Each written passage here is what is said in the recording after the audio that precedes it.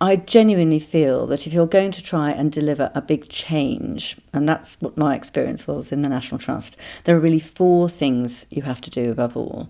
One is you have to have a vision. You have to know where you're going. And I've always felt that it's a vision that needs to be about 10 years out. It's not a tomorrow afternoon vision. It needs to be a big, sort of articulatable vision that people can get and understand. And in my case, it was this loving people as much as places. Then you need a strategy, because you need to lock that vision into the programmes, the budgets, the priorities that the organisation sets. And you need people to be able to see that there's a structure and that it hangs together and that actually what they do will deliver the change. Thirdly, you need to take people with you. I passionately believe that you cannot implement change in simply a top-down way. Actually, people lead change throughout an organisation in all kinds of different ways. And the most important thing you can do is empower people with their own sense of alignment with the vision and passion about the vision, and then they will drive change in the right direction. And then fourthly, you need to make the difficult decisions, because you absolutely have to show that you mean what you say about the direction you're going. And if you start to make decisions that people think are contradictory, or you compromise in some fundamental way, you confuse people utterly. And so, I'm not saying you can't compromise, because actually a lot of the art of management is in knowing how to compromise. But any compromises you make must also take the organisation in the right direction. And so for me, some of the really difficult decisions I had to make about moving people out of London to Swindon, for example, which was very difficult, or, facing up to some of the really big challenges around conservation and access, I had to demonstrate that I was completely consistent with my vision and would make those difficult decisions. Well, when I went to the Trust, I did have a clear vision. I was very young, I was a very different kind of Director General, but I knew in my bones that the Trust needed to change. I'd been involved as a volunteer for some time.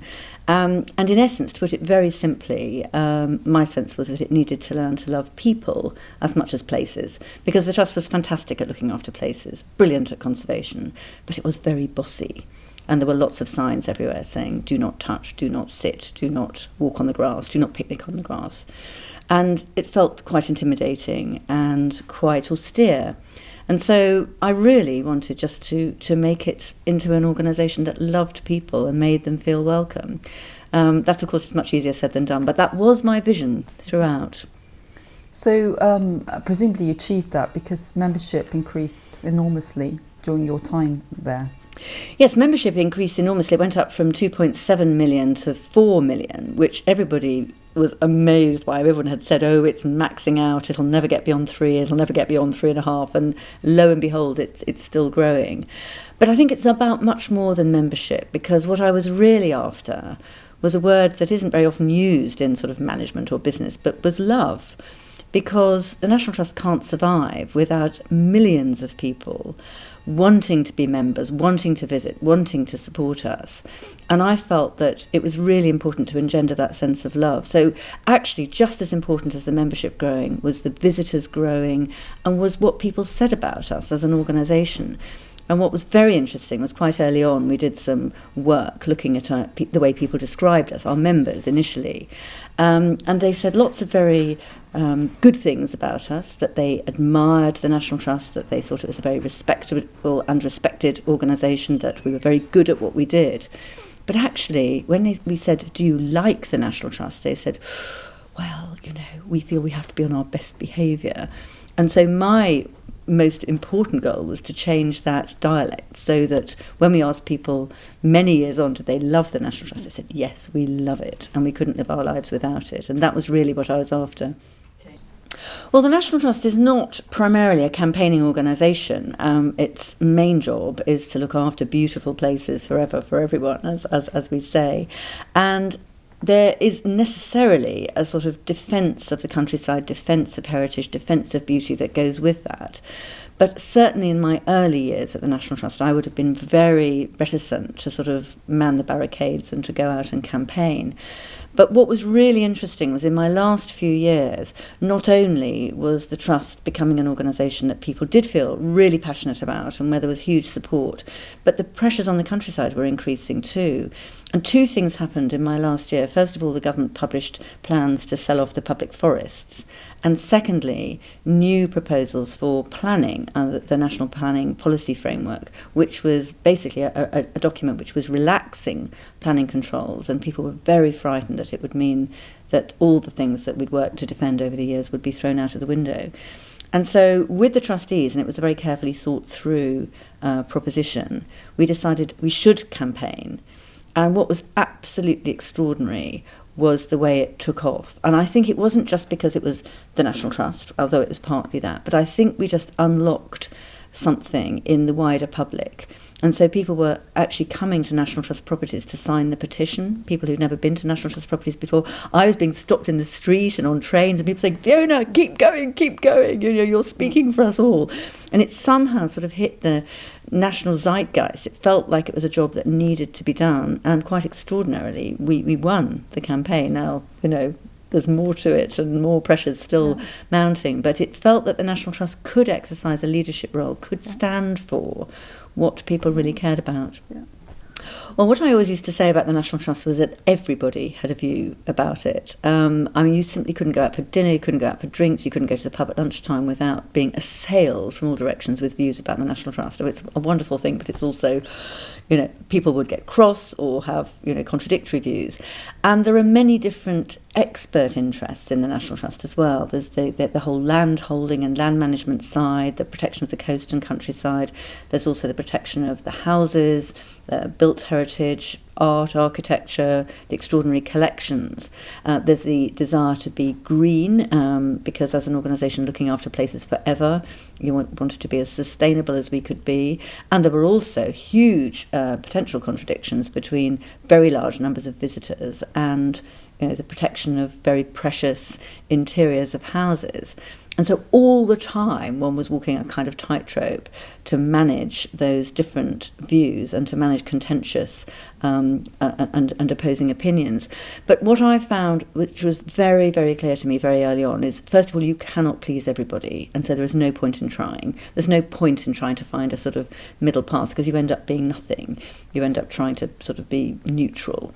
But secondly, if you do have a clear vision and you really believe it personally, you can actually win stakeholders round by showing them how you're not trampling over their interests. Try and get their expertise applied to the vision. So when I got the expert conservation staff being the first to come up with brilliant ideas of how to let people feel that the houses were touchable and usable and more welcoming and friendly, then I knew that we were going to go places.